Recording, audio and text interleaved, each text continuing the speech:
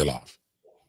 All right, listen. Have you guys ever had an investment that you thought you missed the opportunity, but then maybe you went back later on and said, you know what, I really did miss the opportunity. Let me go back and reinvest. Well, listen, that's possible. Sometimes you get more information and you make a different decision. And we're going to talk about that this morning. This is our Sunday Finance Church, as we call it. Welcome, everyone. This is Sunday, November 16th. My name is Jimmy, and I'm joined by my brothers Corey and Kamari. How are you gentlemen doing? Good morning. Before we get into the topic, though, let me ask you guys this question: have you guys ever doubled back on something that you thought you missed out on? And I'm not talking about young ladies; I'm talking about investments. That's exactly where my mind went to. I know that's what, and this is why I cleaned it up. I know you, beloved. No. If I missed out on it, like I'm bad at certain things, but I'm not a chaser. If I don't like it, and I got reasons for not liking it, I'm not chasing. So, well, is it really about chasing though? What if you feel like, you know what, I really didn't miss out on this? I thought I missed out, but after doing more research, you know what, it's still a possible, good investment. Whether we're talking about a person or how about Kamar? I need you to answer that too, beloved. I mean, yeah. I mean, I've talked about it publicly. Bank of America. BAC. It hit $4. I forget when. I know I was on the radio at the time, and I was like, "This is going to go." I didn't invest in it right away. Then years later, I got in around $8 or $9, or I got my dad to get in around $8 or $9. Man, it's still going. So I got sometimes they say you get investments at the price you deserve, especially when you had the knowledge. Man, you already had the knowledge.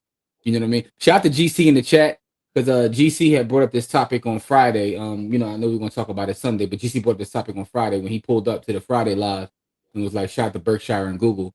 We're going to talk about that. But so Corey, any other thoughts about that though? Like, going back, like, yo, I got more information, and this is actually a pretty good investment. I don't mind when people do that if they did the knowledge.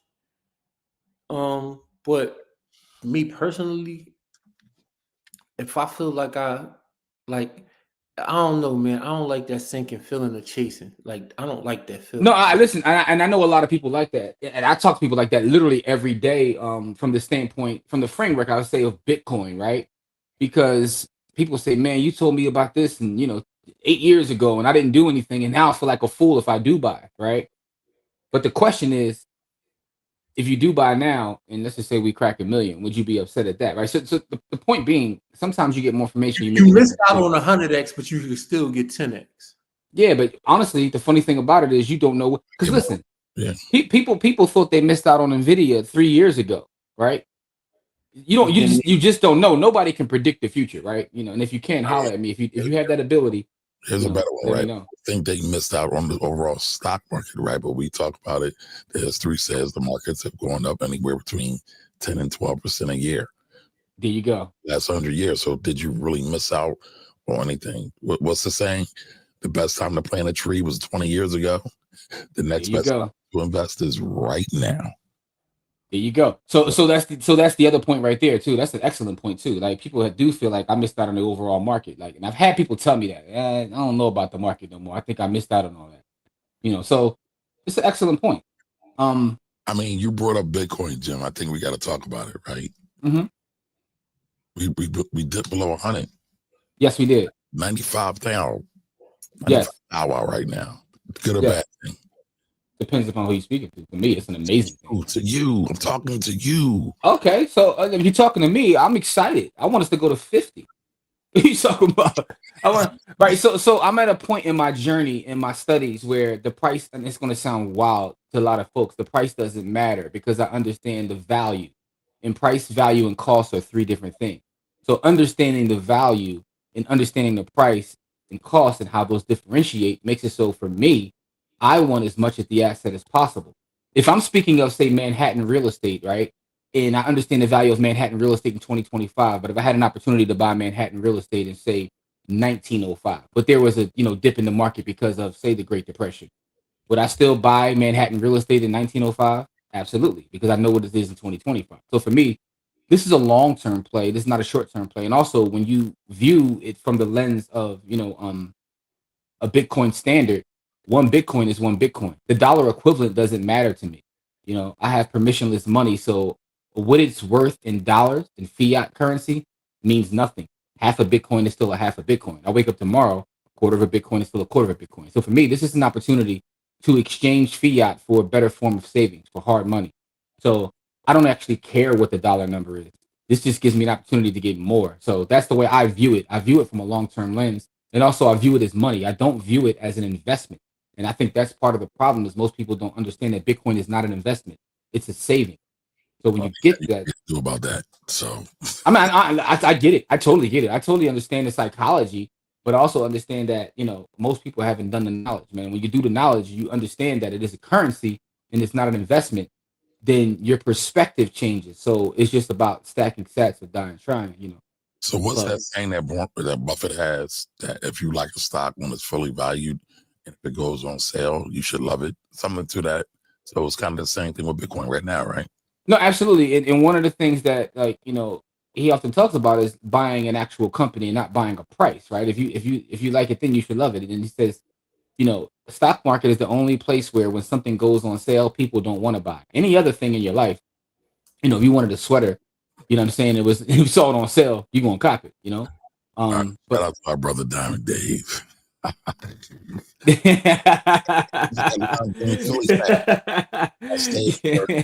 the combo. Hey, listen, man. I support the Phillies any way I can, man. They hook me up with the lime green. You know what I'm saying? We gonna shine, man. Go with my Burkina Faso flag, man. What's up, Dave? Though appreciate you pulling up. GC been cooking in the chat, man. Yes, yeah. Let's get into that. Right. That's super chat too. GC, yeah, appreciate the super chat, Dave. Always. GC says facts because I ain't buying Nvidia 3 years ago, and I'm definitely not buying it now. I believe that their technology is really overhyped, and they're going to start to lose their grip on AI. So GC, I mean, I don't know whether that's true or not. Again, I can't predict the future, but my question is, if they do lose their grip, who are they losing it to? Right. One of the interesting things about Nvidia is like studying their story and studying what's his name, Wanson Yang, their CEO. Yeah, dude, kind of smart, man. Like I really don't. Kind of. No, he bet the farm on where we are now years ago, right? He bet the farm on this, and he turned out to be right. And their grip is one where, I never can predict the future, right? So maybe they can lose their thing, but in terms of hardware, people aren't even trying to like really compete with them. So if you study their history, Google saw what they did, and Google took a whole different approach in terms of the AI realm. So years ago, IBM came up with a formula that still exists in AI to this day, right? Which was there's a 3-pronged approach to creating great AI tools. That includes large data sets, the largest data sets as possible, algorithms, right? And then the hardware, computing power. The combination of those 3 things are what gave rise to what we see in the modern AI realm. NVIDIA kind of cornered the market on the hardware aspect in terms of chips and what have you. Google's approach when they saw that wasn't even to compete, and I don't even think they're still competing in that space the way to compete with NVIDIA. They took the approach of algorithms. Google started an arms race in terms of acquiring talent, and they spent billions and billions of dollars in bringing some of the greatest minds in AI to Google to compete from that standpoint, right? So they competed in the other 2 as opposed to even trying with NVIDIA. And you do have other chip makers, but not at the scale as NVIDIA. So it'll be interesting to see who can compete with them at their scale, and also kind of like the quote unquote head start they got. Funny, but the history to me is even more interesting than the technology because, as an aside, if you go back and do the knowledge in terms of artificial intelligence, there was a company called Fairchild Semiconductor. And from Fairchild Semiconductor, which had about 8 people that started it, from that one company spawned 92% of all the chip companies that we have today from one company. Anyway, funny the report talking about Bank of America and how Michael Burry, if anybody remembers him from The Big Short. Yeah, I do. Yeah, NVIDIA and Palantir. So I find that interesting. So GC, you're not alone. You're not alone. Yeah, but the thing about Michael Burry, which is interesting, is that he became so popular because, again, in that space, you don't have to win all the time. If you have small, like you win. That's all you win. Yeah, because I've watched his information, and he's shorted a lot of stuff over the years and been wrong way more than he's been right. I'm not saying, again, I don't predict the future. I don't try to predict the future, right? I don't try to, and I also can understand why. Right. He's really right. But that's the thing. It's baseball, right? In baseball, you hit 300, you can go to the Hall of Fame. People don't mention the fact that you failed 7 times. Thank you, Ray. Appreciate the super chat. Thank you. All right, DC says, yeah, but I'm not shorting a video. Very tripping if you ask me. GC said, I ain't buying, but I ain't shorting either. Like, I'm just going to mind my business. It's okay. I ain't tripping on that right now. I respect that, GC. I respect that. All right, and I said, what up, Josh? Ray gonna ask about Bitcoin credit cards. Oops, he's skipping comments. No, hold on. That ain't it. Was that a Cord? No. You skipping everything, bro. I don't know what you doing. I missed that. You ask about. I got it. I'm gonna go back. I'm gonna go back and just make sure I get all the comments because Kamari on bad sauce right now. Nah. All right. Raygun says, "What's your opinion on Bitcoin credit cards, i.e., Coinbase cards?" So, I don't like the Coinbase card specifically. And this is not investment advice. It's not credit card advice, financial advice, or legal advice. I prefer the Gemini card. Hey, by the way, I got an affiliate link for the Gemini card too. So holler at me if you need that. You biased because you got the affiliate? No, I can get either one of them, honestly, but I wouldn't give out an affiliate link to something I really don't believe in because the Coinbase card, the percentage they pay you back depends upon how much money you have on Coinbase. I don't believe in keeping money on Coinbase. I can get the same result for cheaper because there's no annual fee, right? There's also no requirement for me to keep money on the exchange for get the same results from the Gemini card, which is why I prefer the Gemini card over the Coinbase card. So that right there is my perspective on it. I do appreciate the cards. I do use it. So for instance, the Gemini card, I get 4% back on gas. So I haven't bought gas without the Gemini card in over a year at this point. Food, you get like 3 or 4% back. My credit's not like Jimmy's. I applied for the Gemini John. I got denied. My credit's not like Jimmy's. I got to get rich like him. Ain't about being rich. It's about paying your damn bills. All right. Anyway. Not even that, man. Some of us have better positions in life than others. Yeah, here you go. I know living in the suburbs, but I digress. Listen, my point is, I'm making is you sacrifice your Gemini card to live in the suburbs. I get it. No. I live in the North Philly of Montgomery County, sir.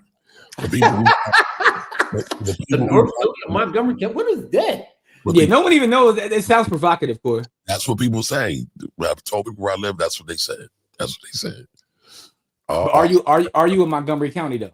All suburbs are not created equal. That's all I got to say. Are you in Montgomery County? I just said that, Jimmy. Stop trying. I'm just making sure. I was a yes no answer. I didn't ask you all that. I'm out here poor. I already answered that question. Didn't need okay.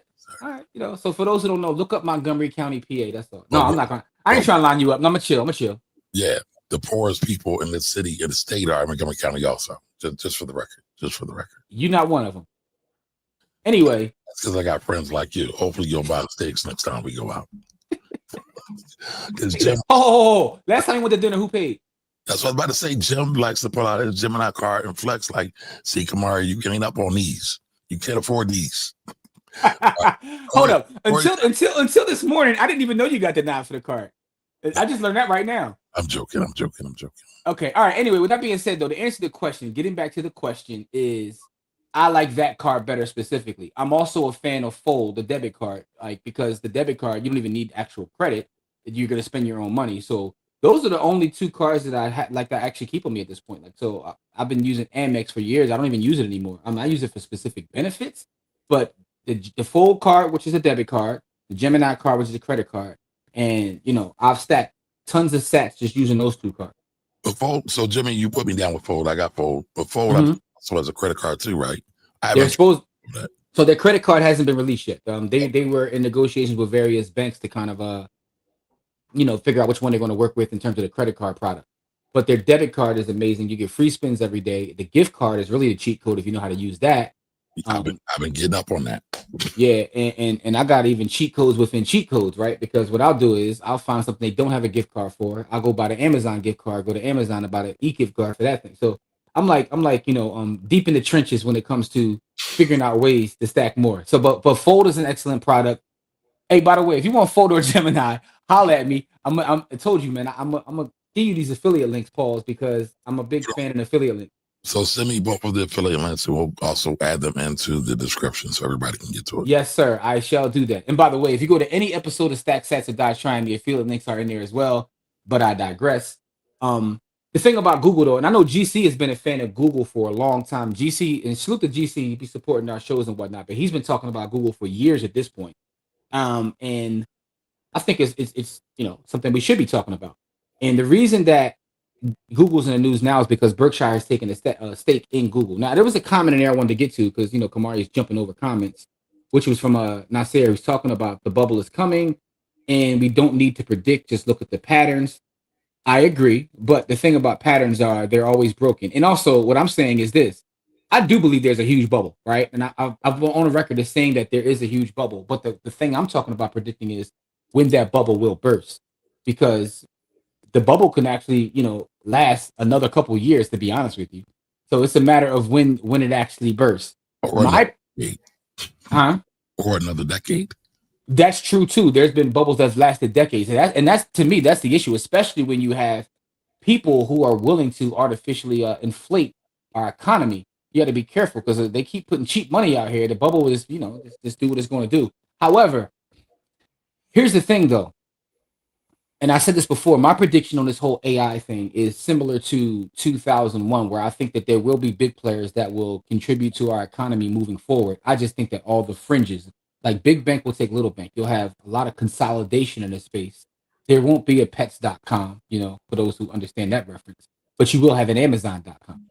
You know what I mean? For you to get that up. For those that are around 2001, you know exactly what I'm talking about. Back then, and a lot of people don't remember that because some people weren't even born then. In 2001, I remember being in the market and just looking at companies who were already established companies, just adding a .com to their name. And I'm like, what the hell? Like you went from this company to this company.com. Like the .com bubble was a real thing. It was, and a lot of those companies don't exist, but there are companies that made their way through that are now some of the biggest companies in the world. Correct. It worked for a lot of them. But here's the thing: why do we even need to protect the bubble? You don't. We all know market timing does not work for the majority of people, not everybody. Unless you're cheating. There are a lot of cheaters out there. There are a lot of cheaters. I'll say this about cheating and trading. I'll say this about this bubble. The world economics around it are making it. I think is speeding up the process. I just think the world economics around it are speeding up the process because there's a lot of countries in economic trouble that financially support a lot of the stuff that's going on, and when they're in a bad position right now. So, you got an example of that, Corey? Yeah, that's interesting. But I'll say this: France and Germany, right? Their economies are in the toilet, right? And so ours is basically in the toilet also. But what's crazy is they're farther along than we are. France got its own troubles because a lot of the places that they colonized are no longer accepting the fact that they're not on the CFA franc anymore, and they're not sending their raw materials to France to manufacture and then sell for 200 times what they're paying for it. So, and then Germany is having the same issues, but they're not having the same issues for the same reason. But their economy is tanking because. But that's the thing, though. Like, when you say tanking, it's hard to quantify tanking, right? Because so I'll say this: they have debt bubbles much worse than ours, but they don't have the same world position that we do. Yeah, but statistically speaking, just looking at the numbers, their GDP is still growing, right? So they also play the game of artificially propping up an economy because France's GDP, believe it or not, is on pace now to grow this year. It's not shrinking. Yeah, so they're not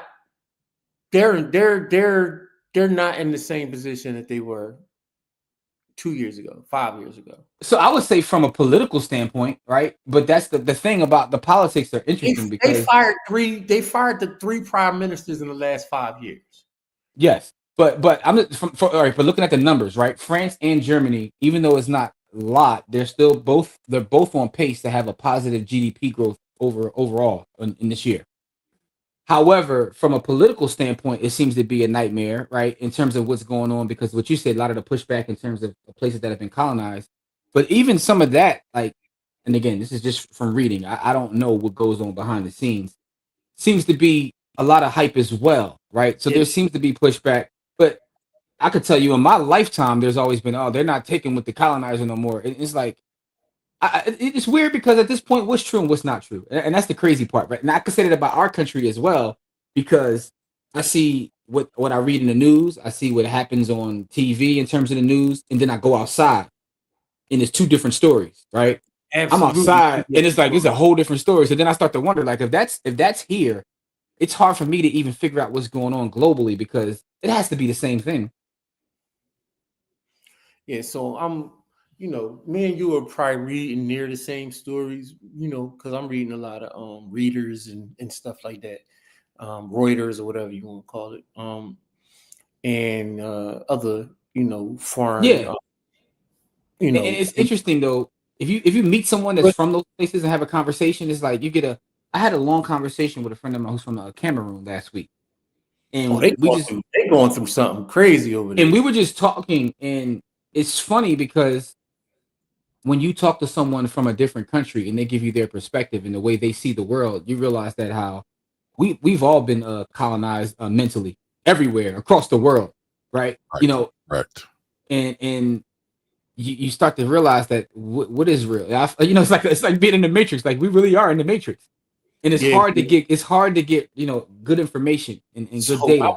I was watching World News, and it was these two young gentlemen from Cameroon, and they were like, "Yo, we out here burning Cameroon down because the boy put himself in power, and we don't want him there." And so they out there in the streets burning it down because they don't want the dude that elected us up. They said basically, boy elected us up with 98% of the vote. They was like 98% of people can't agree on nothing.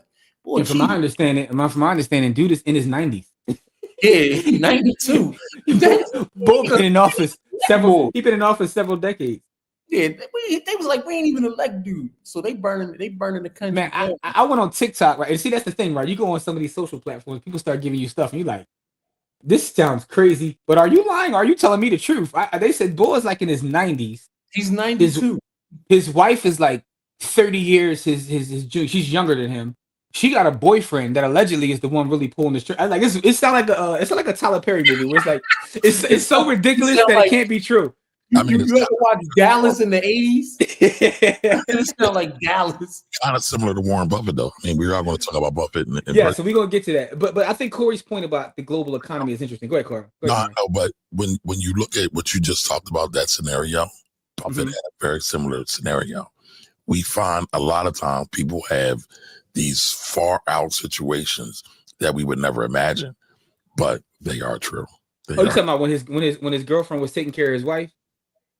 And he was taking her to Pound Town, and then that became his next joint. And how the old wife got connected with some other black dude, yada yada yada.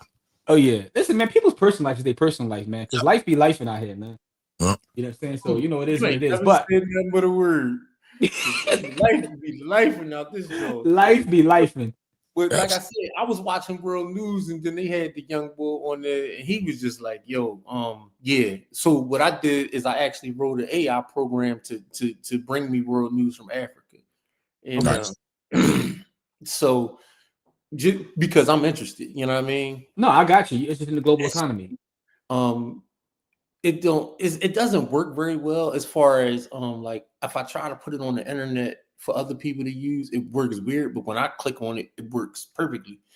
So I sent it to my wife and I sent it to my son. They was like, we can't open the links. And I was like, oh well.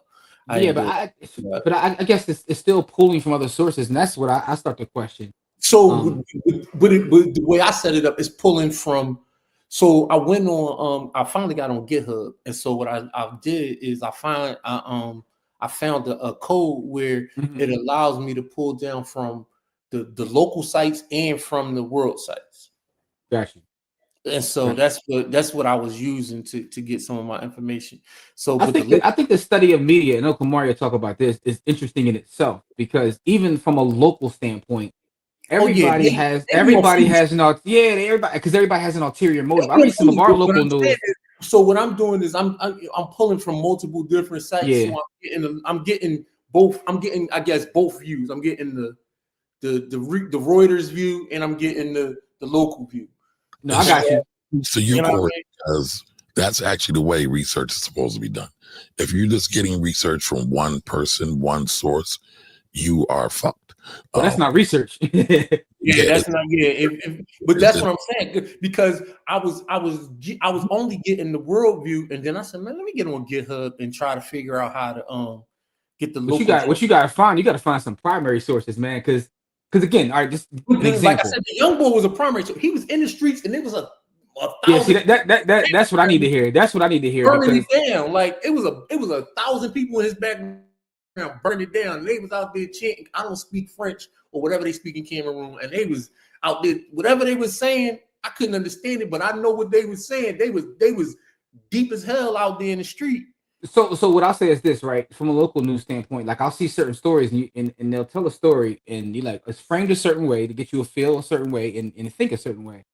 And then you start to realize, like, oh, so the person who wrote this story is tied in with this politician, who's tied in with this banker. Like I've seen that happen locally. So then every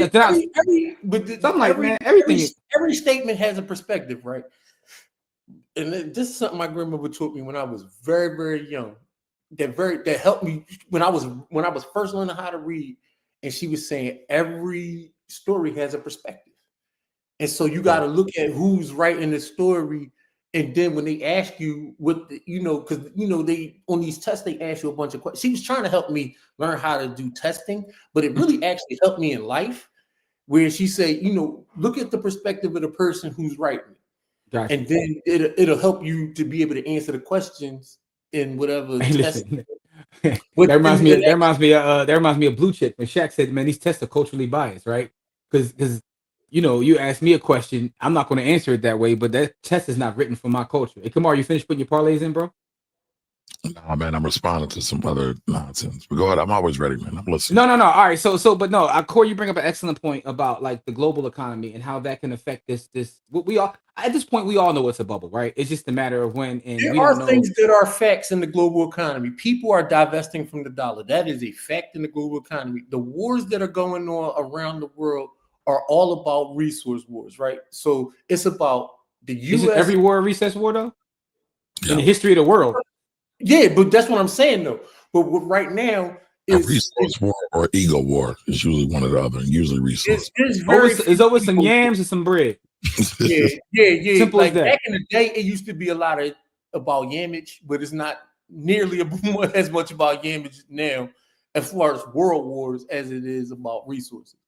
So, like the war in Sudan, I found out something interesting is that Sudan sits in a very strategic spot as far as shipping goes. Yep. And what's happening is the U.S. is trying to prevent China from being able to use that. Whoa, what did I do? Can y'all still hear? Yeah, we see you and hear you.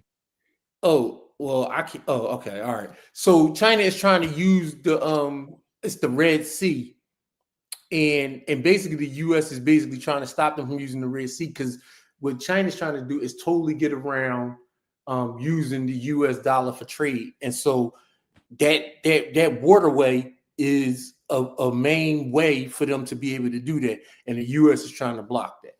And I was like, dang. I had no idea about any of that. And then again, reading world news, I was like, damn, that's crazy. So basically the US is fighting a proxy war through the UAE to keep China from being able to use the Red Sea so that BRICS can't succeed and devalue and take away the US dominance as far as the US dollar.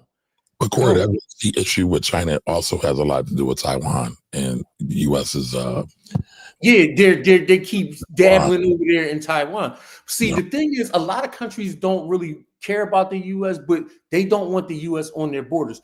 That's the whole reason why the Ukraine thing is popping off like that, is because they don't want the U.S. on their borders. And they don't want NATO on their borders because that means the U.S. is on their borders. They really don't care about the U.S. They really didn't care about Ukraine until they tried to join NATO. They was like, yo, bro, we do not want the U.S. on our borders that close. And they had with Poland too when they moved. NATO moved into Poland. That Yeah, really. so that's what really started the Ukraine war. That's really where the beef came, is because they was like, all right, you're gonna move on our border, we're gonna bang on you. And that's really where the whole beef started. Gotcha. That's crazy. All right, so I know we got one more thing to talk about too, right? Berkshire Hathaway is repositioning their portfolio, correct, Jim? Didn't you see that? Yeah, so it's interesting. Berkshire has you used the term because we were talking about, they've divested a little bit from Apple. And they've taken a position into Google, Alphabet, the parent company Alphabet. So what's interesting about this is, I remember it was about 8-9 years ago. Warren Buffett at his annual shareholder meeting. Matter of fact, let's pull this comment down too, because I know Kamari is tripping. He ain't really running the No, go ahead. I got it. All right. No, but about 8-9 years ago, he actually made a comment at his annual meeting where he said that he felt like he missed the ball in terms of Google and Amazon, specifically those two companies. And he said that he should, looking at their business model, looking at how much his various companies rely on Google, he should have known. And he wishes he would have invested in it. Now, this has been almost a decade ago since he said that. And recently they took a position in it. And Berkshire is also notorious for not really buying into tech companies per se, because it's not in their circle of competence. And even with their purchase of Apple, they said they didn't view Apple as a tech company. They viewed Apple as a product company. And this is kind of interesting. They sold a little bit of Apple. Apple's still by far their largest holding.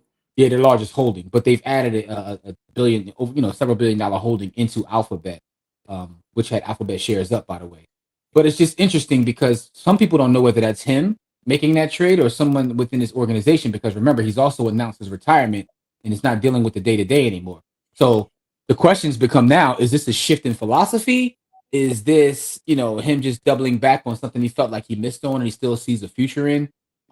But I think it'll be interesting to see, because Berkshire is built to last for a long period of time. It's going to far outlast him in terms of what they own and how they position themselves. And this, some people believe, can actually take them into the next generation and see a big boom, because Google, we all know that Google is integrated into all of our lives. I watched a video the other day. I forgot who it was. It was a gentleman. He was on Vlad TV, and it's a whole video. He said that Google is like a fifth branch of the government. And he had a whole thesis on it, and about how Google really is nothing but an extension of the U.S. government. And don't clap me on YouTube for saying that, because YouTube is also owned by Google. But you can say that about almost every major tech company now. Everybody's got a conspiracy theory about whether it's Palantir, whether it's Facebook, whether it's Google. They all say that they. But his Google thesis went back 20 years ago, right? No. I don't want to misquote what the gentleman was saying. I'll share the video with you guys. Matter of fact, I'll share it in the village. I want everybody in the village to get their perspective on it. I'll share it there. But he had a whole thesis going back 20 years in the various ties, and it was very conspiratorial. However, I say that to say Google isn't going anywhere anyway. I mean, the fact is, YouTube itself is what it is, right? Google owns, Gemini. Google owns Google Search. I mean, Android. I mean, you name it. So I just looked it up, Jim. They own a lot of stuff, right? But they also own a lot of AI research. What's it? DeepMind, Capital G, private equity, Calico, biotech. Like they got their hands in everything, and that makes you wonder: can one company do everything good? But like Jim talked about earlier, they've been spending money to acquire talent for a lot. But they've been doing this for decades. Yeah, they've been doing this for years. You want to do here's something you look up real quick. 5 years ago about the one company that we would choose out of the top 5 companies that was in the world. I remember Google. You said Google. Because Google was like Microsoft and Google, Microsoft too. Yeah, Microsoft. I about to say. I thought you said Microsoft. It doesn't matter either way. You. I said Google. I think Microsoft is the company because they have so many government contracts. But then, that's what you said. We had a shift where all of them got government contracts now. So, but it's deeper than that, right? So here's the thing, right? Here's something if you could look up for those watching live or on the replay. This is a gentleman whose work and research have led us to where we are with AI, right? He's responsible for neural networks and even more than that. His name is Jeffrey Hinton. And if you look up Jeffrey, in fact, his nickname is the Godfather of AI, right? He won a Nobel Prize for his work in artificial intelligence. All the artificial intelligence companies now are working on the back of his work and his research, and not just artificial intelligence but mathematics. He's the founder of backward propagation. That's a whole other thing. But if you look up his last employer, it was Google, right? Google went and spent the money to get the guy who's responsible for the entire sector. He was studying AI when it wasn't popular to do. His work goes back 50, 60 years. They cut a check. They cut a check to make him. Now, he retired recently, but they cut a check to bring him on staff. That's like the equivalent of like when the Yankees went and got A-Rod. It's like, y'all already champions. Y'all gonna get the best player. Like, that's what y'all gonna do. Now, Jim, you're going to upset a lot of people in the ecosphere because that guy is just an employee. Everybody says you got to be an entrepreneur, right? Man, Google them minted so many billionaires. That is all nonsense. That's malarkey. So, because at the end of the day, and I think that what it really comes down to is value, right? If you have a value in the marketplace, sports, most of us like sports. If you watch sports, you should know this for sports. If my value is high, people are going to pay me an exorbitant amount of money. Speaking of A-Rod, right? I remember when A-Rod, he played for, he was drafted by the Seattle Mariners. I'm on my baseball tip today. So I got my Phillies hat on. He was drafted by the Mariners, right? He was 18, 19 years old. He comes on a team with Ken Griffey Jr., who already added the value he added. We know who he is. Legend. He came on within like a year. He was the best player on the team. His value was so high that when his contract came up, they offered him like the highest deal at the time. The Mariners did like $150 million at the time, which was unheard of. Right? At the highest contract at this point was like 120 with Kevin Garnett. They offered him more than that. He's in his 20s, early 20s. His agent said, 150, I'm not even calling you back. His value was so high, he went to the Texas Rangers and got $252 million. Yeah. Think about this. The highest number on the table was 150. He got 252. What does that have to do with business? He doubled it. Your value is what your value is, which is why working on your skills is the most valuable thing you can invest in beyond any of these companies and all this AI talk. If you invest in your skills and you get your value up, you go into the marketplace. I worked in the pharmaceutical industry for a while. And there were people in the pharmaceutical sales who were like legends in that field that most of us never heard of, like even including me. They would say, this is Johnny such and such. And I'm like, hey, who is that? Like, but in that space, he was that guy. And he would go to Merck, J&J, and he would just run the bag up. Who's offering? He's like almost like a hired hitman. Who got the bag? And who giving me equity? This is where I'm going. And that's how they operated in that space. So it happens everywhere. Who was the gentleman recently that Meta just hired a AI engineer recently? Well, yeah, Kumar, if you can Google that story real quick and pull that on the screen, because that they just hired somebody for it was a young Asian gentleman. They gave him an NBA contract. They gave him like so my point is though, it's really about your skill set. I've seen it in my space, right, where you have certain realtors who are like, legends in that space, and they say, look, I'm going to transition from Caldwell Banker, I'm going to go to KW, and they give them ownership in a whole brokerage just by bringing your talents and skills over here. So it plays itself out across the board. It just plays itself out across the board, like where you have talent, knowledge, skills, and abilities, and people are willing to pay you for that, and in fact make you an owner and give you equity. I was watching. It's a documentary on HBO Max. I was watching some of it yesterday. It's about the history of DC Comics. And again, that's another thing. Another thing is funny, right? Because they have these people in this documentary who are like legends in that space. And to me, it's like, hold that thought, Jim. Hold that thought. Go ahead. One second. So $250 million. Damn. I was off 150 M's. I found the young man's name, but I don't know how to pronounce it. But that's yo, imagine your 24-year-old kid come to the crib like, yo, I just got an offer. They paying me $250 million. He don't pick up no basketball. He don't swing no bats. You know what I mean? He ain't out here kicking no football. Shadow jumper. He ain't slinging clack routes or wicked jump shot. My man working from Starbucks on a laptop. Damn. I shorted my man $150. Yeah, so that's what's going on. But no, real quick though, Kumar, I think you'll appreciate this story. So it's a documentary. It's on Max. It's about the history of DC Comics, and they have all these people who are like quote unquote legends in this space that I've never heard of. Some of them I have because I've read their work, but other ones I'm like, I don't know this guy. But he was one of the people that he originally worked for Marvel. He left Marvel and started a whole different brand called Image Comics. Image Comics became like so big that it became number two. It passed DC and became number two after Marvel because Marvel eventually passed DC. Now he got bored with that and started a whole other company. And so he was really a legend in this space, and everyone knew and respected him. It was the Asian gentleman. I think his name was like something Lee, Jason Lee, or something like that. Whatever it was, Jimmy Lee, or something like that. Make a long story short, he said that what he realized is I like creating, I don't like business. So he went with his equity in his companies that he started that passed DC, and basically sold his companies to DC. He said, I want y'all to run the business. I'm going to do the creative, and y'all just give me equity.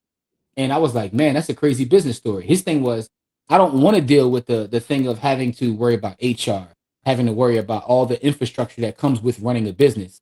I want to do what the business does, which is the creative side. Y'all handle that. Y'all give me equity, so I'm still an owner, but y'all do all that.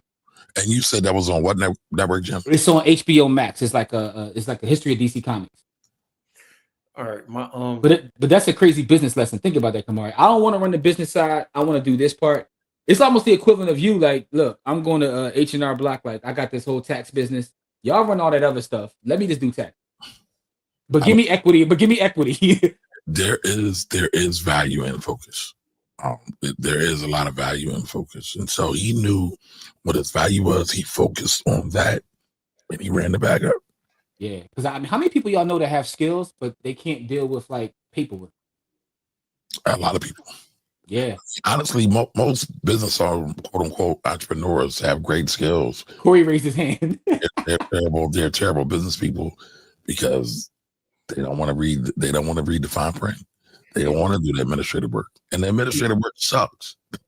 So what's crazy is I changed my job as a teacher because of the administrative side of it. So last year, in the previous 3 or 4 years, I had a job where I was the caseworker for the kids, and I was doing IEPs and all of that kind of stuff.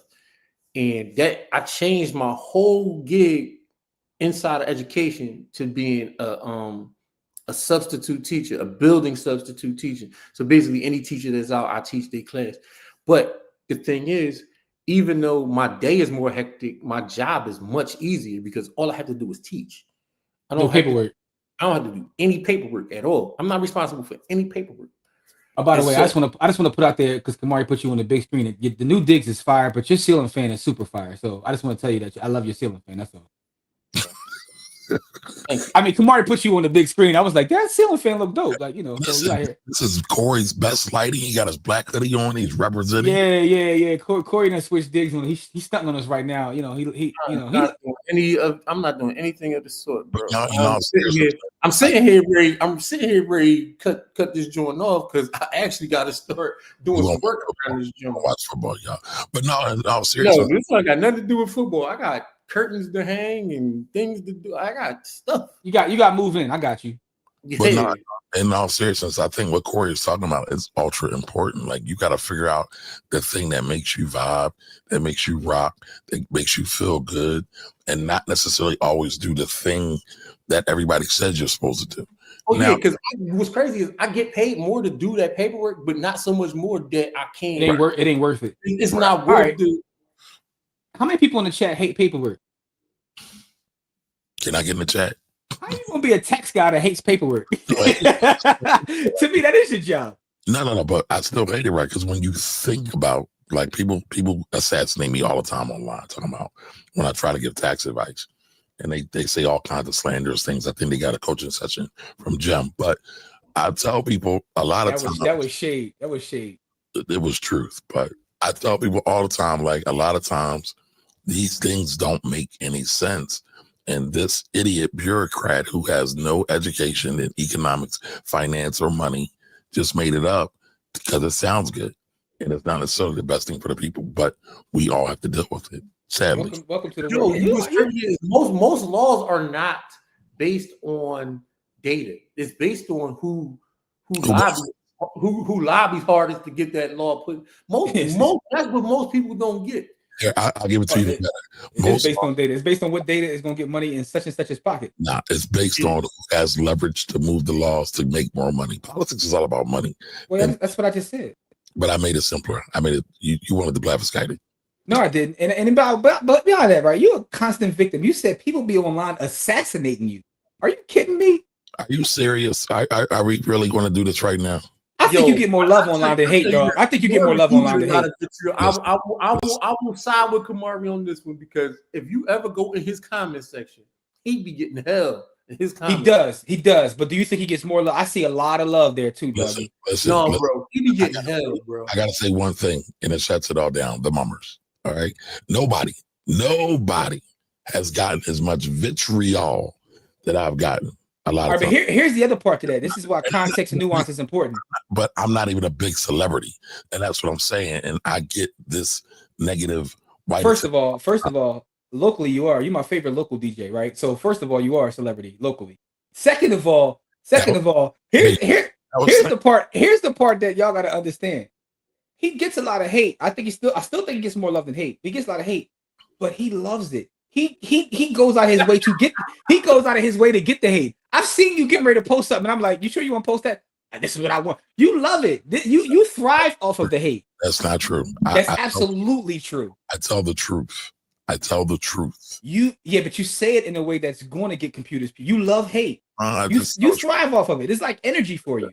Listen, our black people's tax dollars should not go to our being shamed and our humiliation. And that's what you love the hate. It's almost like you collecting like the rings, like the hate rings. He got hate rings. You need more hate rings. You like, it's not enough hate.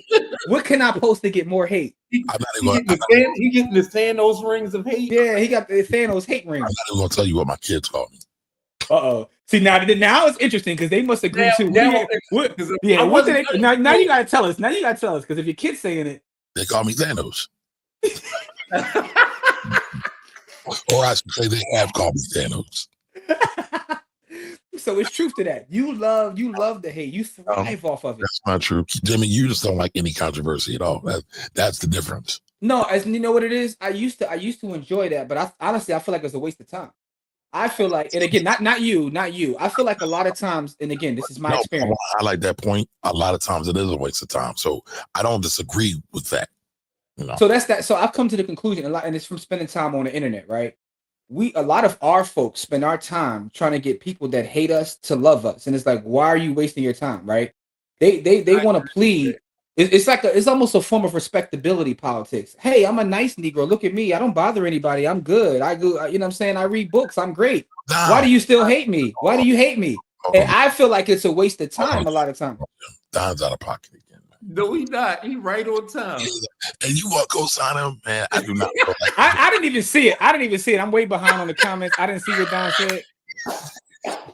Boule Nate. Hey, man, it's supposed to be a day of peace. Y'all choosing violence. Boule Nate is crazy. I mean, Don Johnson says Boule Nate is hated worldwide for his work in the community. Did he lie? No, man. No, so that's why I see a lot of respectability politics and a lot of things. So for me, I just don't. It's not about it not having controversy. It's like, why am I wasting my time trying to get someone who sees me one way to see me? Because the thing is, I'd rather do the work. Let's do the work. The work is going to speak for itself. I would also say messaging is part of the work as well, though, sir. But you handle that part, right? Everybody got a part to play. That's right. But like I said, a lot of it is stupid. A lot of it comes from dumb people. A lot of it comes from non-research people, and we're dealing with. Maury on a heater now. My message is lead with love. Lead with love, and let the work speak for itself. But anyway, but I'm gonna say this last thing. But you do realize what leading with love means. Sometimes you got to crackheads to defend the people you love. I don't. Yeah, you don't. But in real life, that does have to happen. That's fine. Goes back to that conversation Corey and I was having, that beautiful conversation about greed being the source of most conflict. And I want to shout out Pastor, because I think Pastor came through with bars. And he said... Doesn't he always? He does. Shout out to Pastor. And he says greed, or I think I said protection, is both based off of emotion. I think he said fear. He said it's all based on fear. Okay. Fear is the overriding thing of all of it. But no, but he was still saying it was emotion. But yeah, fear was both. He said the fear. But I said this, and this was my response to passing. I said, if you put fear and greed in the same room, greed will win almost every time. Yeah, but he's saying the fear is what's created the greed. Because it is. Hold on, though. I want to talk about this though. You think that? She's about to put a show. So this is based off your principle. Everybody has a price, right? So let's do this, right? If I tell you, not you specifically, but if I tell a person, I will give you $10 million in a signed contract, but you got to jump off this building without a parachute. Most people would take that $10 million, even though they're almost guaranteed to die. And because it would go to their family. The greed of getting that $10 million would override the fear of it. They made whole television shows and series about people overriding fear because they're greedy. Yeah, but I think, all right, so this is my perspective. I feel like part of the reason that they're greedy, like so even the wanting of that money is still baked in fear. And I think that's what Pastor was saying. Right. The greed itself is baked in fear. The reason it's baked in fear is because at the end of the day, all of us are animals, and what do animals have? First and foremost, survival instincts, right? And in our world, is capital. So even the greed itself is kind of baked in fear. So the thing about the fear is there's not always conflict in fear, and there's always conflict in greed. There has to be conflict for it to be greed. So fear isn't always conflict based. Not according to Gordon. Not according to Gordon Gekko. There's a greed for love. Greed, but if you greedy in love, there's going to be conflict. There's going to be some conflict, right? So my thing about greed is it's about conflict, right? Every Corey, have you ever played a game? It used to be a game back in the day. It was called like Herzog Z-Way. That's like a Corey game. Corey sees the world through the lens of war. That's what I realize about you. No matter what we're talking about, you see maybe like some military trauma. No, I don't have any military trauma. It's because I understand the history of the world. Okay, the people who win the wars get to create the illusions that you see wherever you live in. And this is true. That's true. How did he use war to defend his position? So what I'm saying, listen, do the winners of the war get to create the narratives? Always. Every single time. So everything that I'm doing is based on the winners of the wars. That's why they call it his story. Let's bring this back. Not our story, but his story. Let's bring this back. Berkshire Hathaway divested from Apple, buying more Google. Should we be buying more Google? Should we be selling Apple? What do y'all think? Got to do more research. I don't buy based on what Warren Buffett buys. Yeah. And also, we don't even know if he bought it anyway. I personally am not buying any individual companies anymore, again, because I have a strategy now that I have the individual companies that I want.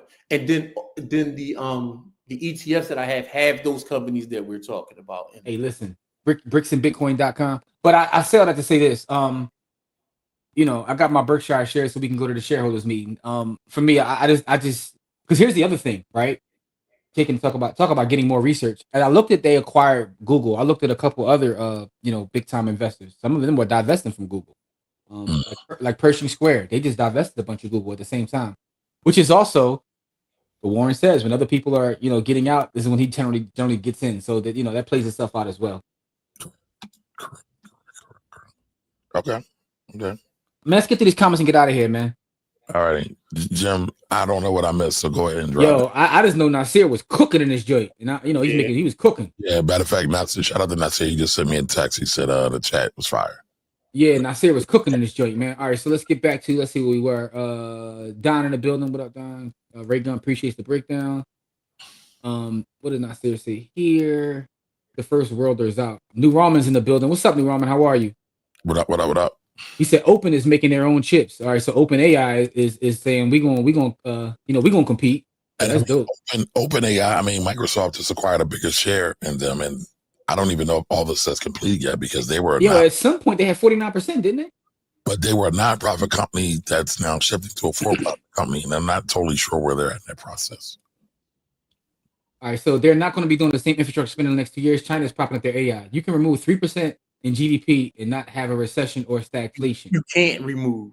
You can't remove 3% in GDP and not have a recession or stagflation. So Nasir says France, Germany is allowing China and US to run with AI. France is particularly is focused on space. Okay, that's interesting too. I didn't know that part. Like y'all got that. We getting off this raggedy planet. Y'all can fight on here.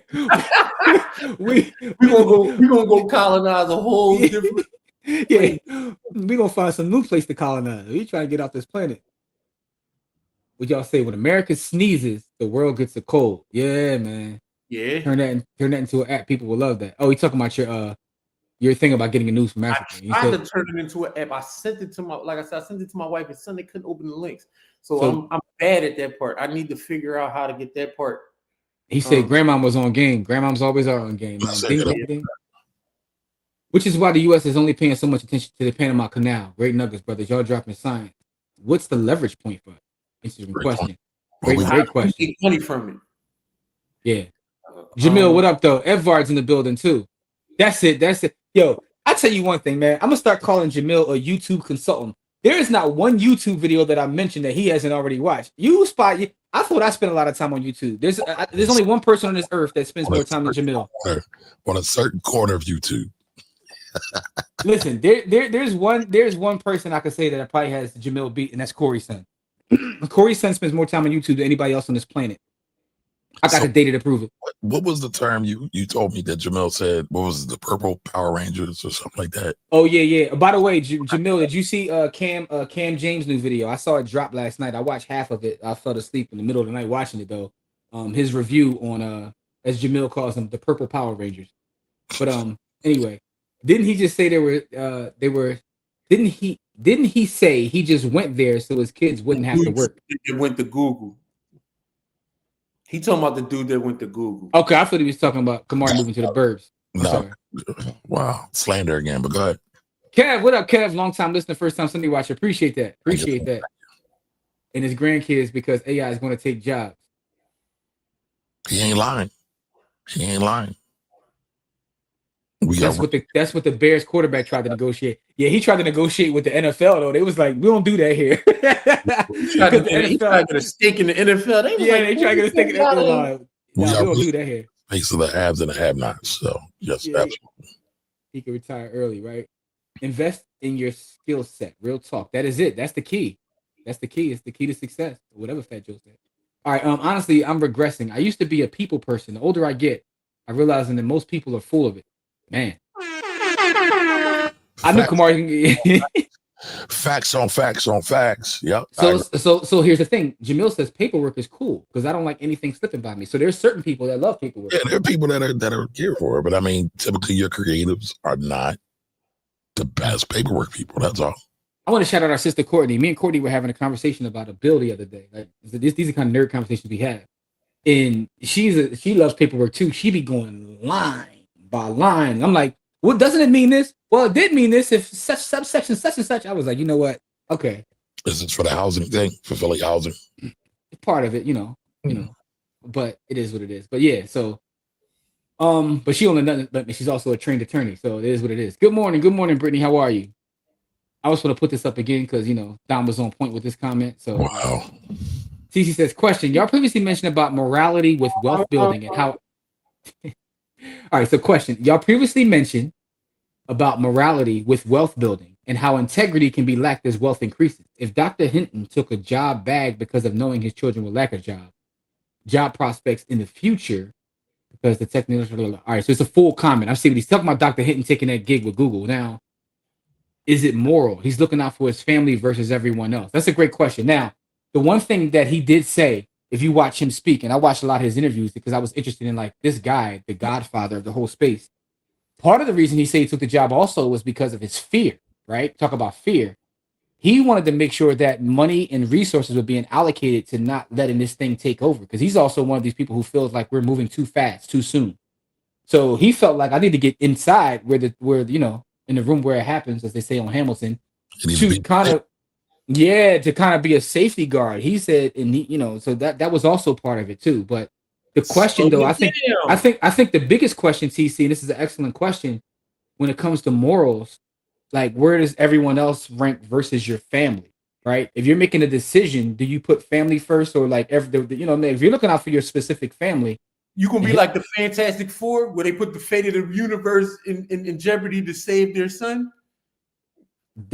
that's a great example because that's exactly what he's saying. I hate the Fantastic Four. I'm just saying that's what they did. The comics are amazing. The adaptation to movies have all been horrifically terrible. I'm just saying they put the fate of the world in jeopardy to save their son. However, the greatest villain of all time comes from the Fantastic Four. Don't ever get that twisted. Dr. Doom is that guy. He's him. So it's funny you started mentioning this earlier, the DC one. I want to read that because I was a DC kid. I read DC. It's a doc. It's not a read. It's a documentary. Okay, but either way, I want to check it out.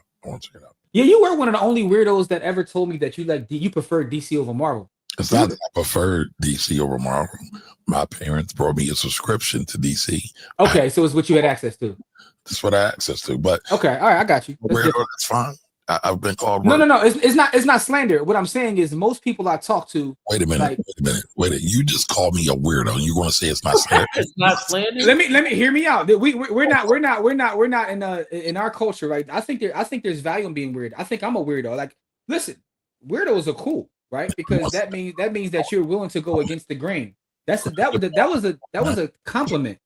No, it wasn't. No. Listen, because you're willing to go against the grain. What I'm saying is, most people in our age range, when it comes to the DC Marvel, and by the way, for those in the chat, DC and just put DC and Marvel in the chat. Which one is it? That's a great question.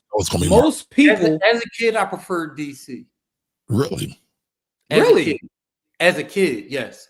As I got older, I preferred Marvel. But as a kid, up until about a teenager, I preferred DC over Marvel. So it's interesting in the documentary, and I'm going to salute them for doing this because they gave Marvel a lot of credit, although it was a DC doc. They said that DC lost to Marvel really because DC wasn't willing to tackle real world issues what Marvel was. Yep. They said Superman wanted to be like this, just great moral figure, and he never wanted to even deal with race or deal with poverty. Like he's just, right. Before I knew Batman was a weirdo. Batman was my favorite character as a kid. Mm-hmm. But even with Batman, in the doc, they call them the big three. They said that the big three, Batman, Superman, and Wonder Woman, they never really allowed them to deal with real world issues. And Marvel came along like, we're gonna deal with race. Right. We're gonna deal with sexuality. We're gonna deal with war. We're gonna deal with poverty. As a kid, none of that stuff meant anything to me. Then, and I get it. That's why. But that's what made me think about that. That made me think about your point. When I transitioned, I was like, when I started reading other real world stuff, then Marvel actually became more, enticing to me as I got older, because now that I was into real world issues and I was a teenager and I was seeing the real world issues that they were talking about, then it just became like, damn, why am I even reading it? Because they're not even dealing with it. They just fighting the same crooks in the same city. Like they was just fighting the same thing. Like Batman just pulling up on all the mentally handicapped people and beating their ass. Like I'm like, damn, like what am I thinking about? But when you're a kid, you want to see pow pow boom fights. Yeah. It was gullible. I was gullible. You know what I mean? I get it. No, I just thought it was interesting because most people that I talk to, specifically in our age range, are just like, I'm Marvel. I don't even mess with DC. So I see that comment. Cam is starting to get on my bad side. His investigative journalism is tainted with half-assed, indolent research and quasi-objective. What do you put the SAT words out? Backhanded commentary. What did he say? Huh? What is he talking about? Me or Cam Newton? He ain't talking about either one of y'all. He's talking about Cam James. Oh. Jamel be coming for me sometimes. So No, he don't. And first of all, he doesn't even call you Cam. He usually calls you Kamari, and he usually spells it wrong. So that's how I know he's not talking about you. But no, he's talking about Cam James, because Cam James did a whole thing on the specific sect of the Purple Power Rangers. But he did like a whole thing. He spent time with him though. I'll give him credit for that though. I'll give him credit for that, Jamil. He actually went and spent a couple days with them, sat down, talked to them. But then he did a review of the time he spent with them, which is the video he dropped yesterday. I thought it was a pretty dope video. Listen. Didn't he drop something a couple weeks ago about that? He showed the time that he spent with them, like the interviews that he did with them. He put a lot of that out, like a lot of the talks he did with them. Gotcha. So But let's see. Get back to these comments. Make sure I don't miss anything. But TC, great question, TC. And Adrian also says that I'm not jumping off no building for my family or anyone else. I'd rather have life and figure it out with my family. Hey Nicole, how are you? Morning. So is that considered generational wealth building? He's talking about Dr. Hinton taking the gig and the equity and everything. I mean, I guess you can make the argument, right? Of course, yes. Yes. Directly. Buffett won't be at the meeting anymore. That's going to be interesting. Oh, so now he made that announcement. So we missed out on that one, Kamari. His interview was on the diary. TC, you talking about Jeffrey Hinton? I didn't see that one. If that's the one you're specifically talking about, I saw several interviews he did with other. Matter of fact, he was on 60 Minutes 2020. One of them. I'm always getting confused. And so I just looked up Dr. Hinton. It looks like he left Google in 2023. I thought he was still there. No, he just left. Yeah, so he recently he retired in general. He retired overall. He just retired. He said he's gonna sit back and like grow food and eat vegetables now. Yeah. But he still said, I was laughing because all the stuff that he said, the thing that I thought was funny was they were like, "Are you afraid of AI?" He's like, "I'm so afraid of AI that I moved my money into 3 different bank accounts." And I was like, "This is what made you move your money into 3 different bank accounts?" I've been on that tape time for a minute. Anyway, Marvel. All right, so Marvel. Cam is starting to get on my. Oh, we don't know that one already. Right. Yeah. That the central education and real world issue. Yeah, it coincided. Shot the girls high. So essentially, I grew up on DC, Justice League cartoon, Wonder Woman, Superman. But Marvel's characters and storylines were more interesting to me as I go. Same thing Corey said. So as you age, Marvel starts to resonate more.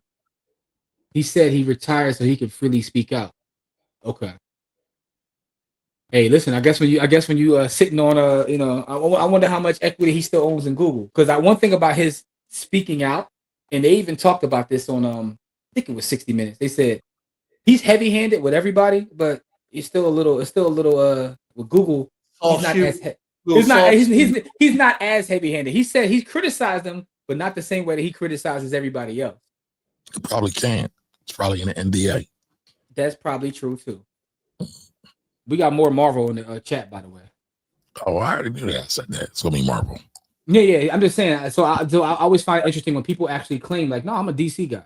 But to your point, right? Like Marvel had Luke Cage, right? They were talking about racial issues back in the 60s and 70s. So for our community, specifically, Marvel was definitely dug in. Now, however, you got to watch this doc. There's another part of it. There was a piece of this that I didn't even know. Because again, at that time, I was out of comics and I was chasing Yamage and playing sports. But in the early 90s. Y'all notice how everything comes back to Yamage for Jimmy?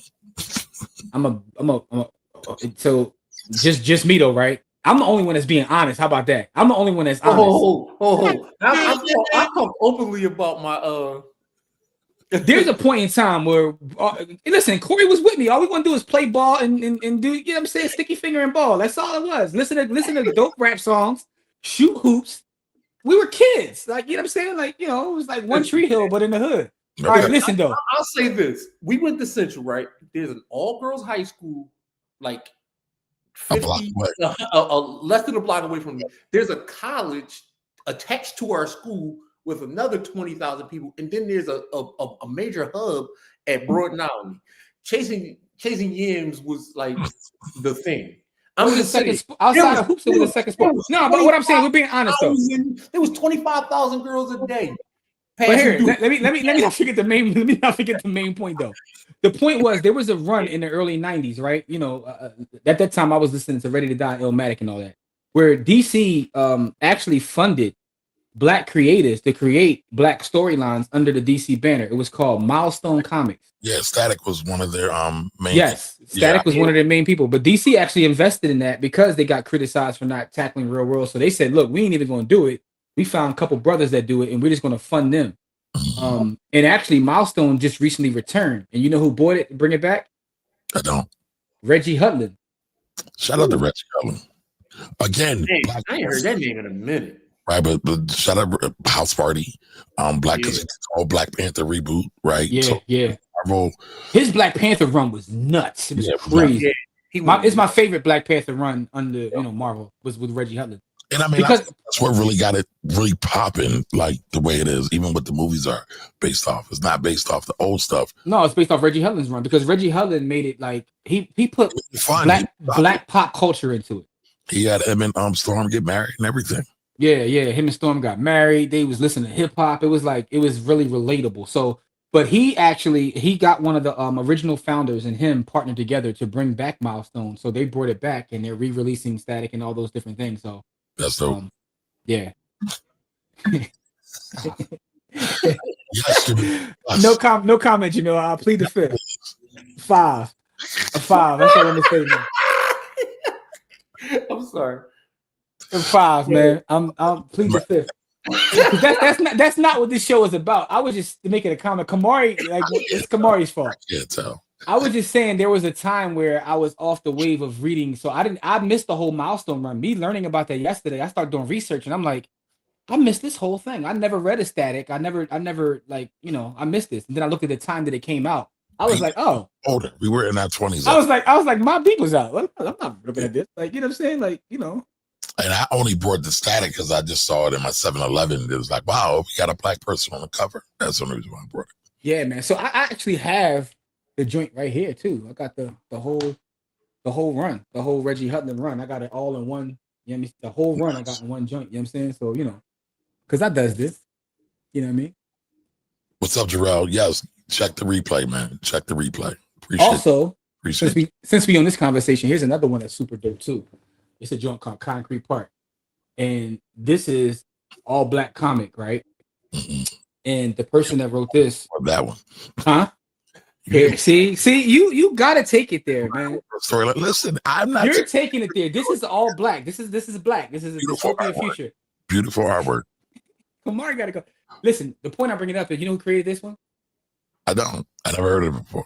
Erica Alexander. Really? Yeah, Erica Alexander. So if y'all don't know Alexander, that's Max from Living Single. Yes. Oh, super dope. Super dope. Yes. Oh, so man. Anyway. Now y'all got me in my graphic novel bag. So that means like I got a whole. I'm gonna stop now. I'm gonna stop because I don't want to turn this into that. So listen, this is an episode we're going to do Behind the Village. I'm going to grab my graphic novels and my old school because I got a box of comics, and we all going to bring them to the joint. I cannot do that. I have like 700 boxes worth of comics, and all right, so bring them to the crib, get them shipped out. Now what I digitized most of mine. I still got some like that. I just got a new one this week. I got one bag of comics that I got left. I got like 40 of them in a bag that Did you digitize them, Jim? Did you literally pull them apart and then scan them individually? Not so. I don't want to say online how I did it because. Okay, never mind. We gotta protect. So most of the joints I got now are me supporting black creatives that are like, you know, like Afro Boy is a joint. Like I'll be supporting black creatives. So I go to these joints and when they have black comic writers, I always like buy their joints just to like, you know. But I still got a bunch of old comics. If y'all want to, you know, look at. I got a bunch of stuff that people generally don't read. So like this one right here, right? They got a dope series. This one's called Aolite. This is a black creative too. They got a whole brand. It's called Concrete Comics, and concrete is spelled with a K, right? Concrete Comics. I got those. Yeah, so I support all their joints too because again, it's a black creative. So that's kind of my wave now. When it comes to the comics space. Right here. All right, so we have really nerding out this morning, man. This is really talking about Google. I got a gang of stuff. I got the Weapon X series of Wolverine. I got a gang of stuff. Nice. Corey's like, I ain't got all 700, but I still keep that thing on me. Pause. Like, I still keep that. All right, so we.